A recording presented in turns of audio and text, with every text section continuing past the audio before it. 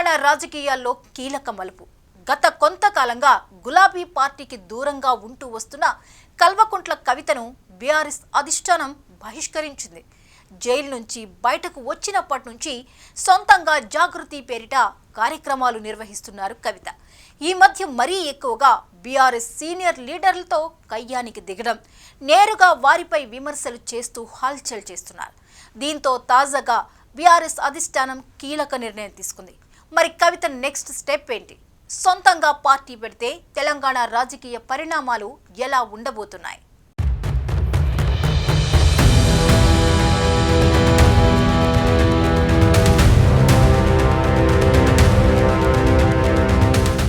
ఊహించినట్టుగానే జరిగింది.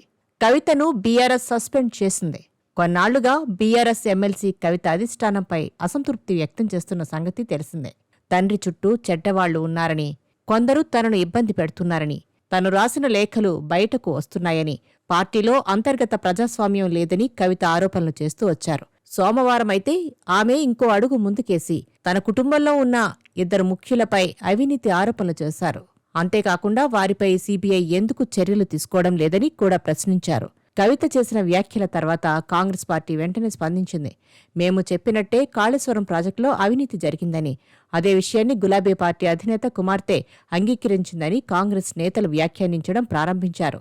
ఈ పరిణామాల మధ్య ఎర్రవల్లి వ్యవసాయ క్షేత్రంలో పార్టీ అధినేత కేసీఆర్ ముఖ్య నేతలతో సమావేశమయ్యారు. ఆ సమయంలో చాలా మంది నేతలు కవితపై సస్పెన్షన్ విధించాలని కోరారు. దానికి అనుగుణంగా పార్టీ అధినేత ఈ నిర్ణయం తీసుకున్నట్టు సమాచారం.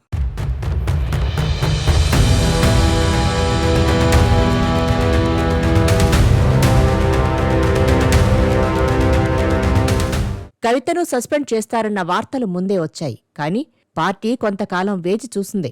అయినా కవిత ప్రవర్తనలో మార్పు రాకపోవడం, ఇంకా విమర్శలు చేయడం వల్ల చివరికి పార్టీ ఈ నిర్ణయం తీసుకుంది.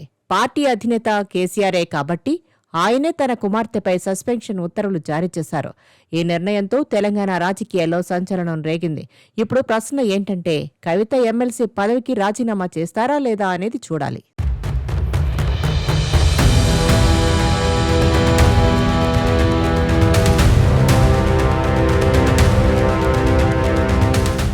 రాజకీయాల్లో ఎవరూ శాశ్వతంగా ఒకే స్థానంలో ఉండరు. ఒక దశలో కొత్త మార్గం వెతకాల్సిందే. కవితకు గులాబీ పార్టీలో స్థిరమైన స్థానం ఉండేది. కానీ అనుకోని పరిణామాలు ఆమె పరిస్థితిని మార్చేశాయి. ఆమె బయటపెట్టిన సంచలన వ్యాఖ్యలను తట్టుకోలేక పార్టీ అధిష్టానం ఆమెను సస్పెండ్ చేసింది. దీంతో కవిత ఇప్పుడు తనకంటూ కొత్త రాజకీయ ప్రస్థానం మొదలు పెట్టాల్సిన పరిస్థితి ఏర్పడింది. కవిత తన సొంత పార్టీని ప్రారంభించడానికి సిద్ధమవుతున్నారని వార్తలు వస్తున్నాయి. దీపావళి నాటికి పార్టీ ప్రకటించి కార్యకలాపాలు ప్రారంభిస్తారట. ఇప్పటికే తన నివాస ప్రాంతంలో 3 అంతస్తుల బంగ్లాను అద్దెకు తీసుకున్నారు. అక్కడి నుంచి కార్యకలాపాలు జరుపుతారట. ఇక జాగృతి సంస్థ పరిధిలో కొన్ని జిల్లాల నేతలను ఆమె ఇప్పటికే ప్రకటించారు.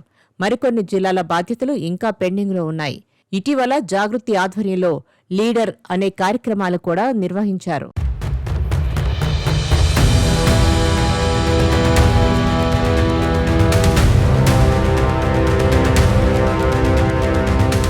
జాగృతి ఆధ్వర్యంలో కవిత ఇటీవల తెలంగాణ కవులు, కళాకారులను సన్మానించారు.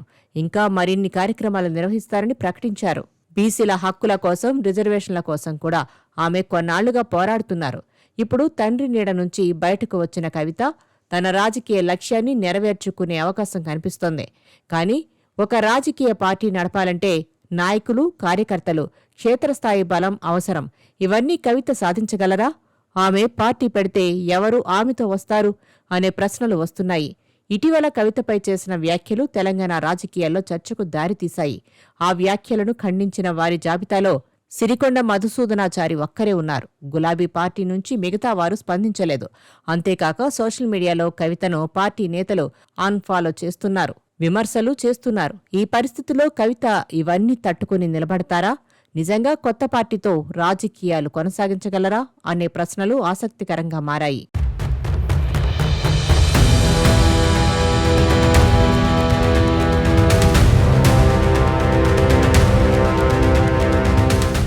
కవిత కొత్త పార్టీ పెడితే బీసీలను టార్గెట్ చేసుకునే అవకాశం కనిపిస్తోంది. బీసీ నినాదంతో ముందుకు వెళ్తున్న కవితకు బీఆర్ఎస్లోని పలువురు బీసీ నేతలు మద్దతు పలికారు. ఇతర ఏ సామాజిక వర్గ నేతలను కూడా కవిత అస్సలు పట్టించుకోవడం లేదట. ఒక్క బీసీ నేతలే ఆమె వెంట కనిపిస్తున్నారు.